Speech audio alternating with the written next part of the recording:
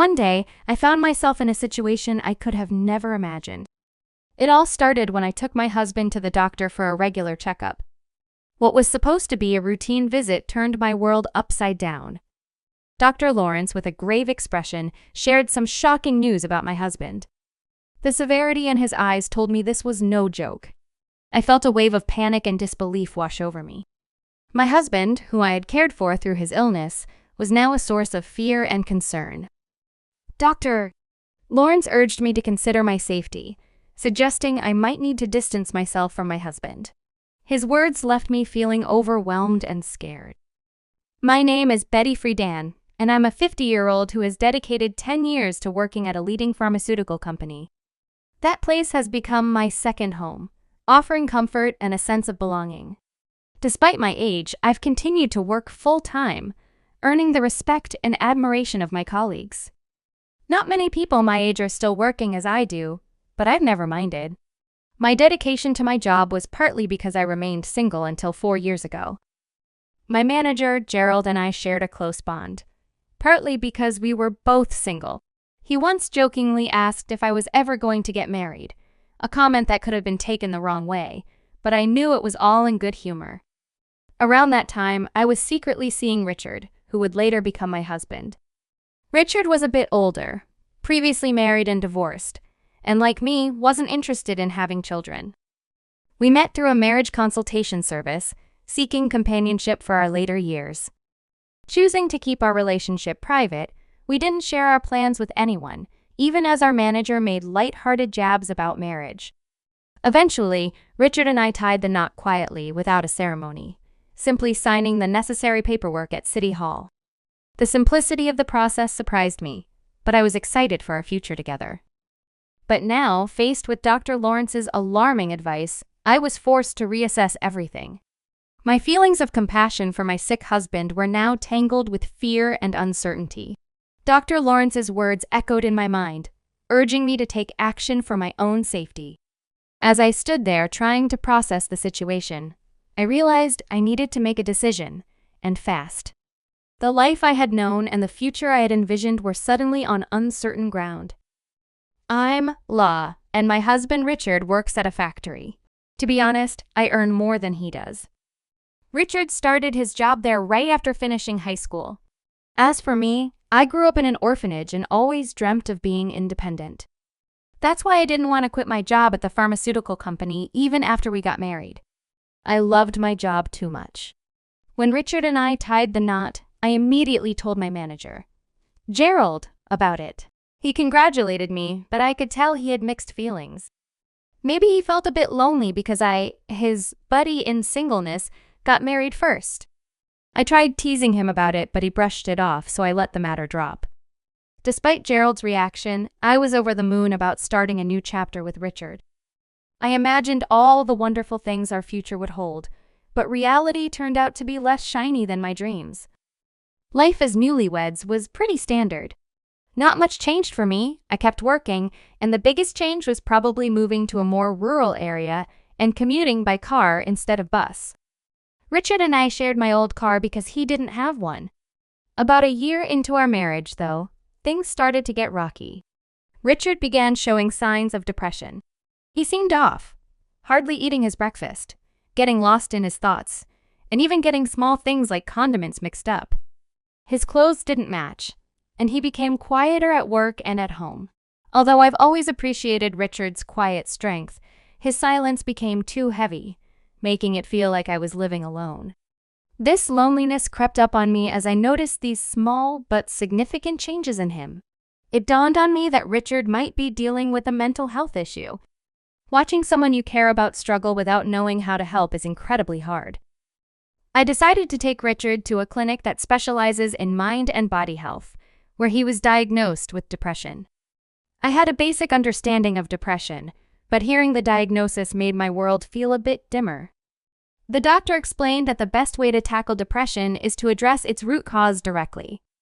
However, pinpointing the exact reason for Richard's depression was challenging. He had been working at the same factory for years without any issues, and nothing significant had changed in his job.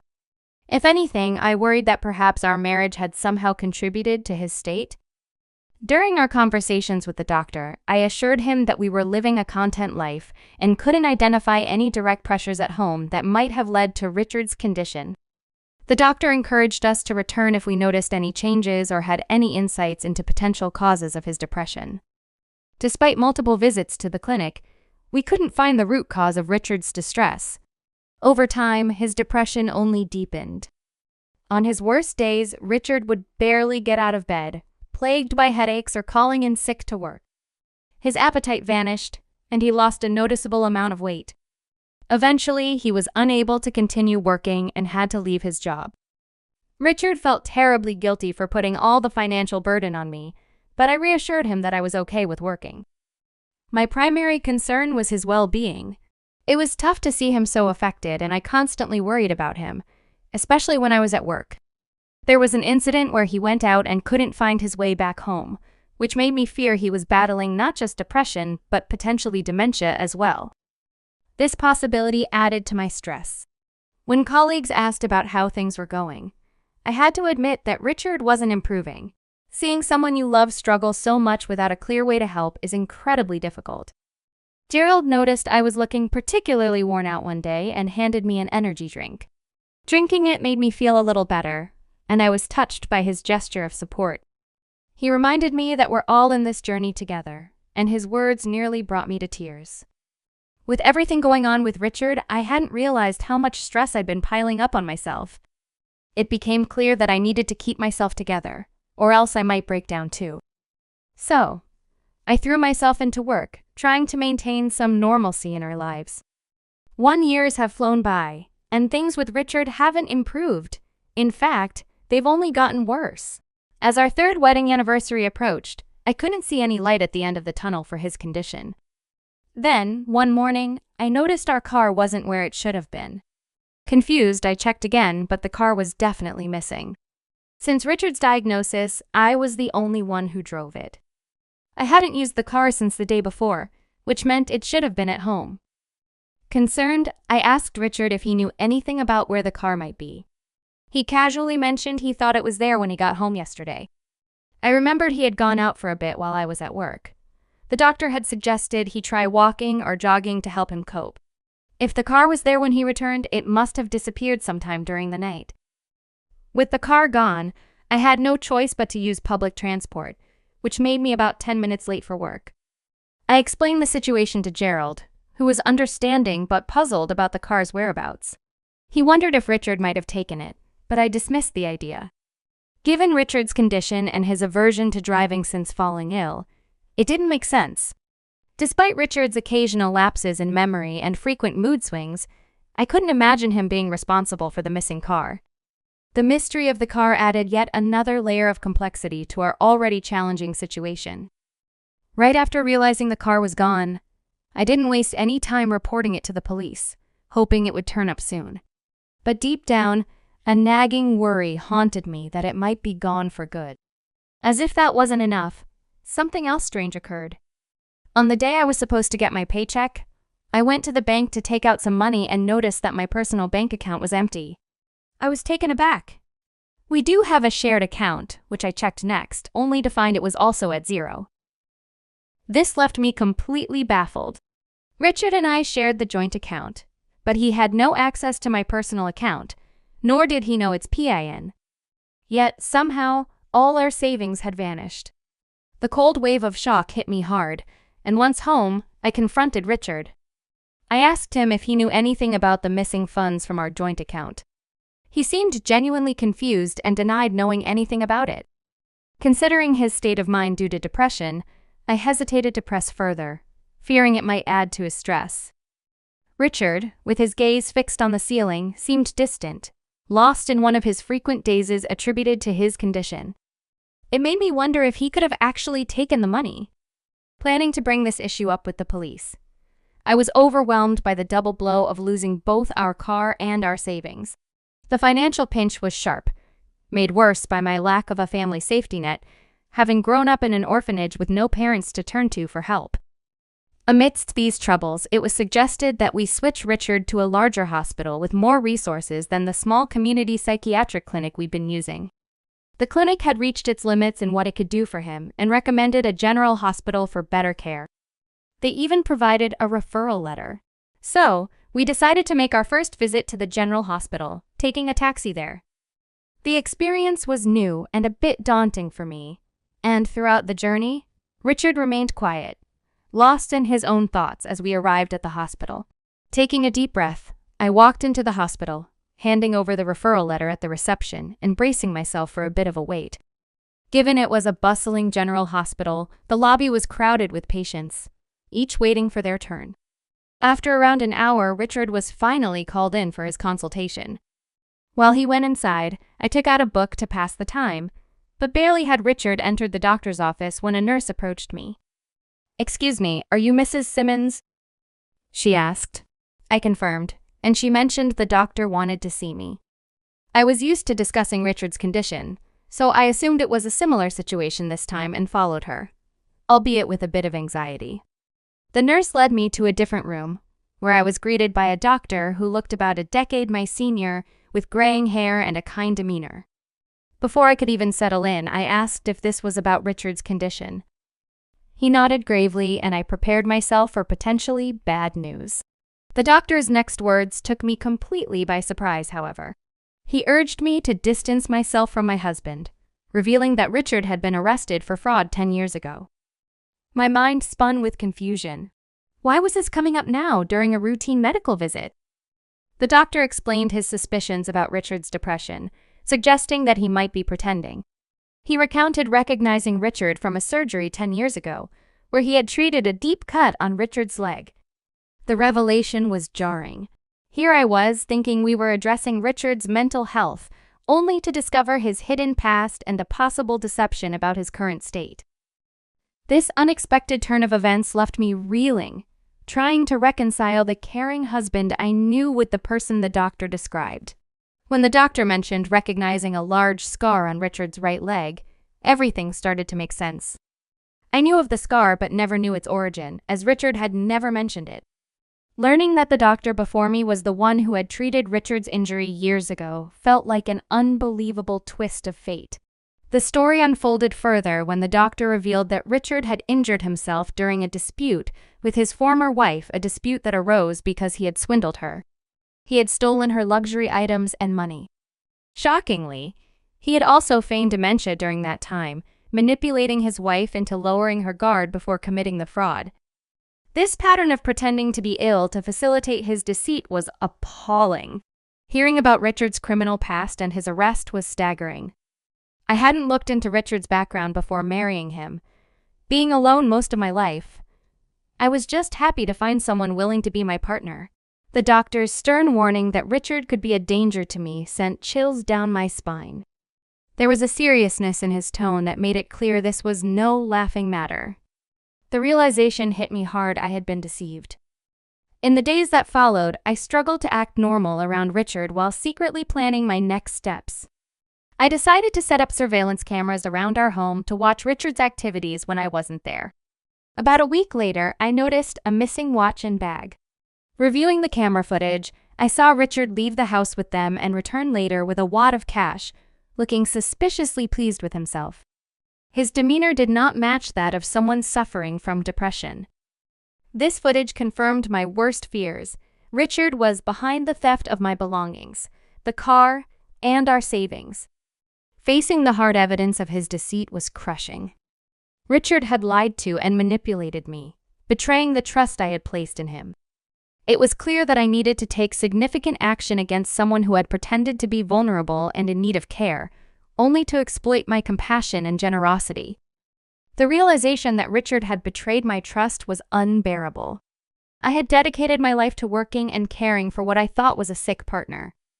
A mere divorce felt too insignificant a response to the depth of deception I had endured. It was clear we needed to part ways, but I wanted more than just a separation. I wanted Richard to truly understand the gravity of his actions and to make amends for the harm he had caused. With a heavy heart and tears threatening to spill, I gathered the divorce papers and meticulously filled them out with all the necessary details. The following day, pretending everything was normal, I informed Richard I'd be stepping out briefly. I had already taken a day off from work, explaining the urgency of my situation to my employer, who had agreed to my sudden leave. At the police station, I presented my case, showing the officers the footage I had captured of Richard's deceit. Initially, they were hesitant to proceed based solely on the video. However, after verifying with the pawn shop, where Richard had sold the stolen items, and locating my car being sold as a used vehicle, the evidence against him began to mount. It was also confirmed that he had unlawfully accessed my bank accounts, and suspicions about his feigned depression were raised. As the truth unraveled, I was overwhelmed by a complex mix of relief and sorrow. The police decided to act swiftly, given Richard's criminal history, and prepared to arrest him. Returning home with the officers in the early afternoon, I found Richard at home, visibly startled by my unexpected presence and the sight of the police. Despite the divorce papers in my hand, his attention was fixed on the officers as one of them declared his arrest for fraud. Richard protested, claiming his depression as a defense. But I knew better. The doctor from the general hospital had already shed light on the likelihood of his deceit regarding his mental health condition. In that moment, facing both the legal consequences of his actions and the end of our marriage, Richard's facade began to crumble. The decision to take this course of action was difficult, but necessary to protect myself and seek justice for the betrayal and manipulation I had endured. On my recent visit to the hospital, a doctor recognized Richard from his past actions. He shared that Richard had once feigned dementia to trick his former wife and expressed doubts about Richard's current claims of depression. Despite these serious accusations, Richard remained unshaken in front of the police, dismissively denying everything. It was as if his history of deceit had prepared him for this moment, showing no sign of guilt or remorse. Richard challenged us, demanding proof of his fraudulent actions. His boldness was baffling, especially with the police right there, ready to arrest him based on solid evidence. It was a clear indication of his habitual manipulation and his underestimation of the situation's seriousness. For 4 years he had lied to me, taking advantage of my trust to steal from me and misuse my goodwill. Yet, in a twisted turn of blame, Richard suggested it was my fault for being too trusting, insulting me further. His audacity was astounding. I had supported him, hoping for his recovery, only to be repaid with betrayal and scorn. In that moment, my patience vanished. I declared my intention to seek legal advice and pursue alimony, urging him to face the consequences of his actions at the police station. My outburst surprised even the officers, but it seemed to shake Richard's composure finally. As the police handcuffed him, Richard's defiance crumbled. He looked defeated, his arrogance replaced with frustration as he was led away. Watching the scene, I felt detached, as if observing someone else's life unraveling. Since the doctor's warning, nothing seemed real anymore. Yet, here I was, facing the harsh truth of my situation, determined to move forward from the chaos Richard had created. Watching Richard being led away by the police felt surreal, almost like a scene from a dream. This moment marked a turning point, allowing me to envision a return to my life before the chaos of marriage engulfed it. Though a sense of relief washed over me knowing I wouldn't spend my future under Richard's manipulative control, a wave of loneliness followed. Having waited more than 47 years to marry, the prospect of solitude once again cast a shadow over my newfound freedom.